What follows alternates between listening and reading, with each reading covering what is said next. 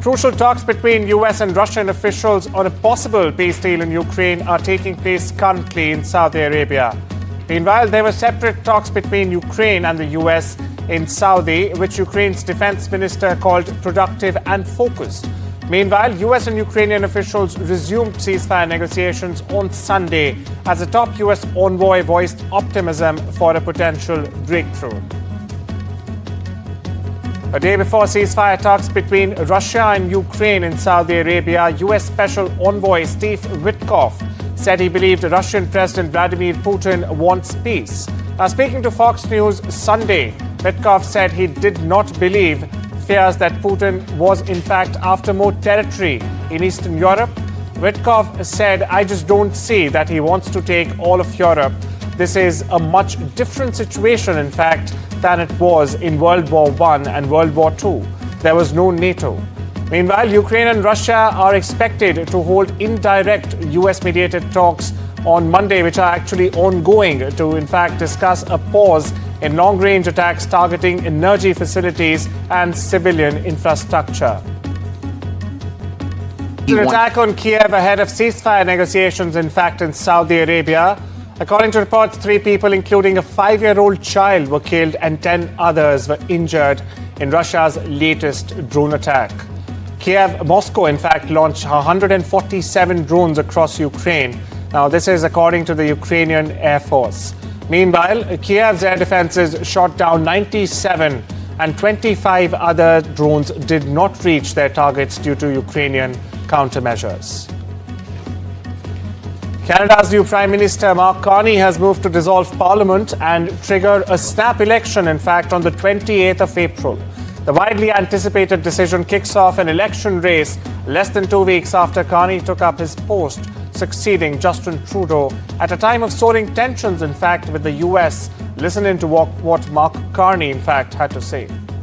There is so much more to do to secure Canada, to invest in Canada, to build Canada, to unite Canada. That's why I'm asking for a strong, positive mandate from my fellow Canadians. I've just requested that the Governor-General dissolve Parliament and call an election for April 28th. And she has agreed. I'm asking Canadians for a strong, positive mandate to deal with President Trump and to build a new Canadian economy that works for everyone. Because I know we need change. Big change. Positive change. You see, my generation was fortunate. For us, there were more opportunities and life was more affordable. You had to work hard, but you could get ahead. That was the bargain. But for the generations that have followed, they're working just as hard or even harder than we did. But they're struggling to pay the rent, to put groceries on the table, and to save for their kids' education. More than 50,000 Palestinians, in fact, have now been killed in the war between Israel and Hamas in Gaza, the territory's health ministry has said. This as new Israeli airstrikes killed at least 26 Palestinians overnight, including a Hamas political leader and several women and children, as claimed by Gaza's health ministry. And the true toll could be much higher, in fact, with many thousands believed to still be under the rubble. Palestinian health officials say the death toll from Israel's war in Gaza has now reached 50,000 people. This is a staggering number in Gaza. It amounts to roughly 2.5% of the territory's 2 million people. And those numbers appear likely only to go higher. Israel resumed the war last week with a surprise wave of strikes that abruptly ended a 2-month ceasefire. The Palestinians say hundreds of people have died in the past week alone. Israel says it's targeting Hamas militants and installations, and one of those killed on Sunday was a well-known Hamas leader. But hospital officials say that scores of women and children are also among the dead. Israel, for the time being, shows no signs of slowing down. In addition to the airstrikes, it's pressing ahead with ground incursions across Gaza. These operations have been accompanied by new orders for people to evacuate. In many cases, these are people who only recently returned to the rubble of their former homes during the ceasefire. Israel also says it has formed a new administration to help Gaza Palestinians leave the territory. That is part of President Donald Trump's controversial plan to empty the territory of its Palestinian population and have the U.S. take ownership. The renewal of the war has prompted mass demonstrations in Israel. Tens of thousands of people have taken to the streets in recent days, and among their concerns is that this renewed fighting could threaten the safety of hostages still in Gaza. The Israeli government says that military pressure is needed to bring home the hostages, but the protesters, along with many of the hostage families, want the ceasefire restored. They say that time is running out for a negotiated solution to bring home the roughly 24 living hostages still in Gaza.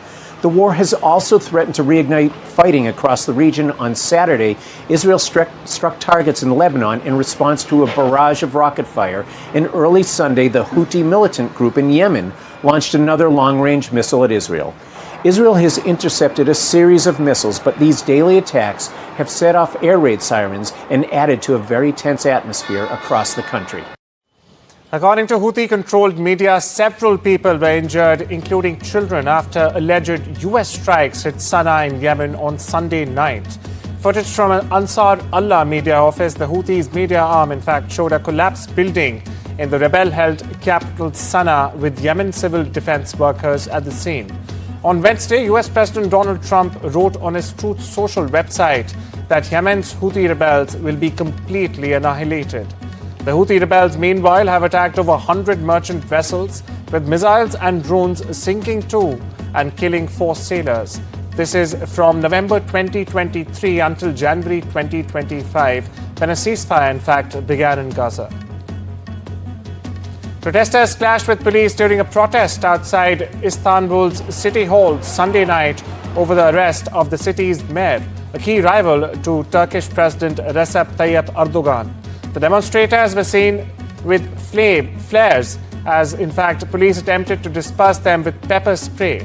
And earlier in the day, a court formally arrested Mayor Ekrem İmamoğlu and ordered him, in fact, jailed him pending the outcome of a trial on corruption charges. Now, his detention Wednesday morning sparked the largest wave of street demonstrations in Turkey in more than a decade, with large crowds gathering outside City Hall for the 5th straight night in a row. It has also deepened concerns over democracy and the rule of law in the country. His imprisonment is widely regarded as a political move, in fact, to remove a major contender from the next presidential race, currently scheduled for 2028. Meanwhile, government officials reject the accusations and insist that Turkey's courts operate independently. A 24-year-old Indian woman and a 56-year-old father were shot dead at a departmental store in America's Virginia, where they had been working, in fact. The shooting took place on Thursday, shortly after the store in Accomack County opened. Police have arrested George Frazier Devon Wharton, 44 years old, for the double murder. Now, according to reports, the accused reached the store early Thursday morning to buy liquor and asked why the store was shut at night. He then opened fire at the father-daughter duo. While Pradeep Patel died on the spot, his daughter Urmi succumbed to her injuries at the hospital. More from the US now, where more than 25 million people across 10 states are under red flag warnings for the threat of wildfires. That's correct. Much of the fire threat stretches across the central US, but parts of the southeast are also, in fact, under an elevated risk, according to authorities. 3 major wildfires that broke out in one North Carolina county, still recovering from Hurricane Helene, have exploded to burn more than 3,000 acres combined. Now, this as South Carolina's governor has declared an emergency in response to a growing wildfire in the Blue Ridge Mountains area of the state. Meanwhile, South Korea's constitutional court has ruled to strike down the impeachment of Prime Minister Han Duck-soo and restore his powers, marking the latest twist in the country's political turmoil after his impeachment as acting president more than 2 months ago. Now, Han took over as acting leader from President Yoon Suk-yeol, who was himself impeached over his short-lived declaration of martial law last year. Listen in. 대한민국이 합리화, 상식의 시대로 나아갈 수 있도록 오로지 나라와 국민 전체를 바라보며 제가 들어야 할 모든 목소리를 듣겠습니다. 대한민국이 지금의 위기 국면을 헤치고 다시 한번 위와 앞을 향해 도약할 수 있도록 여야의 초당적 협조를 간곡히 부탁드립니다. 감사합니다. US Vice President JD Vance's wife Usha Vance will travel to Greenland this week. Now, this comes as President Donald Trump clings to the idea of a US annexation of the strategic semi-autonomous Danish territory. The delegation will return to the US on the 29th of March. The White House National Security Advisor Mike Waltz and the Energy Secretary Chris Wright will also travel to Greenland, visiting a US military base in Greenland, a US official said. Now, Trump has made US annexation of Greenland a major talking point since taking office for a second time on the 20th of January earlier this year. And in fact, he's also said Greenland will become part of the US one way or the other. Pope Francis has appeared at his window of a hospital in Rome and offered a blessing for the first time since being admitted on the 14th of February. The 88-year-old pontiff was discharged minutes later, and doctors say he will need at least 2 months of rest at the Vatican. During the past 5 weeks, the Pope presented 2 very critical episodes where his life was in danger. One of the doctors treating the Pope said. Former US Republican Mia Love of Utah, a daughter of Haitian immigrants who became the first black Republican woman elected to Congress, died Sunday. She was 49 years old. Now, Love's family posted news of her death on Love's X account. She had been undergoing treatment for brain cancer, and her daughter said earlier this month that Love, the former lawmaker, was no longer responding to treatment. She had been receiving immunotherapy as a part of clinical trial at Duke University's Brain Tumor Center. Love entered politics in 2003 after winning a seat on the city council in Saratoga Springs. It's a growing community about 30 miles or 48 kilometers south of Salt Lake City in Utah. She later became the city's mayor.